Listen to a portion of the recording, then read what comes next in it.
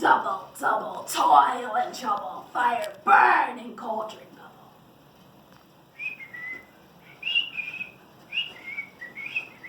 Shut up! What did he mean by break a leg? Does he actually want me to break a leg? I thought he would be wishing me good luck on opening night. I'm going to miss my part and the whole show's going to be ruined. However, break a leg is the theater way of saying good luck. This is just one of the many traditions used in the world of showbiz.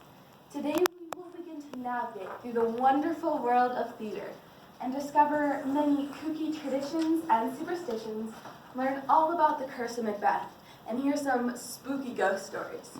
So buckle your seatbelts as we begin our journey into the world of acting. When you are involved in a theater production, there are many seemingly normal actions that are bad luck that you should steer clear of doing, such as whistling. But do you know why? Many years ago, out-of-work sailors were used as stagehands because they were strong and knew how to work ropes. They used whistling to cue one another to raise or lower ropes or drop a sandbag. So if you happen to be whistling on stage, you could unintentionally cue a stagehand to drop a sandbag on you. While this isn't an issue now with advanced theater technology, it is still a good idea to avoid whistling. It is also advised to never wear a peacock feather or blue clothing in a theater. Peacock feathers have a very beautiful and unique design, yet it is said that they display an evil eye. This eye has been rumored to curse many shows, from broken set pieces to theaters catching on fire. So, if you're about to go to work and you're wondering, should I wear my feathers today? Well, maybe it's best that you leave them at home. It is also bad luck to wear blue clothing. Years ago, blue dye was very expensive, so a failing theater would often dress their actors in blue to make it appear that they were a successful company, as well as to please the audience. The only way to know if a theater company was actually successful is if their blue costumes were lined with silver. So, if you're an actor, be sure to buy all your blue jeans embellished with lots of silver and rhinestones. To avoid bad luck, of course, or maybe just to make a fashion statement. There are many other superstitions actors believe in, such as sleeping with your script beneath your pillow and never using real money or jewelry on stage. And the one thing that all actors know is when you are in a theater to never utter the word Macbeth. The Curse of Macbeth began on the first performance of the play in 1606, when the actor who was supposed to play Lady Macbeth died unexpectedly. Shakespeare went on to play her role, and the show was saved, but the curse remained. Many accidents have occurred during productions of Macbeth. An actor playing King Duncan died by getting stabbed by a real knife instead of a fake prop. A similar unfortunate event occurred to Harold Norman while playing the role of Macbeth. Another tragedy includes a riot between rival actors, both playing Macbeth in separate theater productions.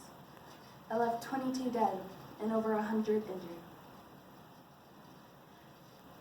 All these accidents have led people to believe in the Curse of Macbeth, and it is thought by saying the play's name in a theater, you could curse the show. However, by saying the Scottish play or the Bard's play, actors can safely discuss Macbeth with their castmates. Though, if you do happen to say Macbeth in the theater, there's a cleansing ritual you can perform. Exit the theater, spin around 3 times, spin over your left shoulder, and say some not family-friendly words, and the curse will be lifted. If you're familiar with Macbeth, you know that in this play, Macbeth and his buddy Banquo come across 3 witches. These witches give them each a prophecy.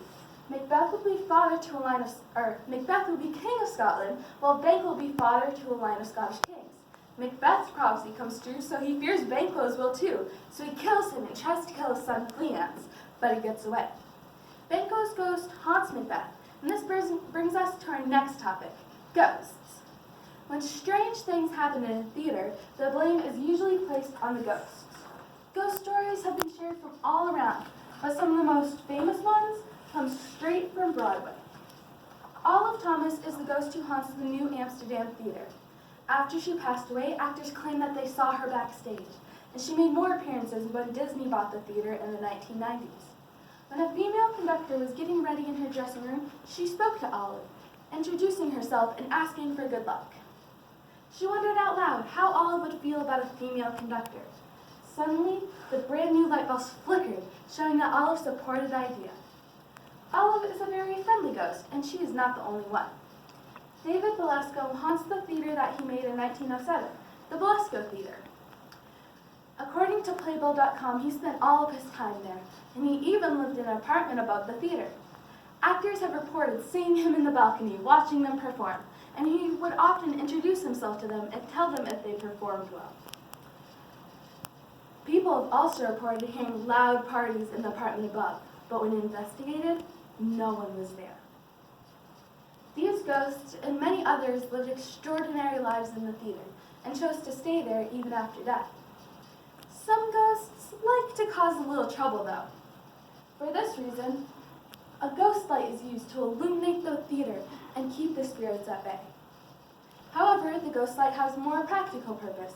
It is used to brighten the stage so anyone walking through the dark room will not fall into an orchestra pit, an open trap door, or trip over any props or wires.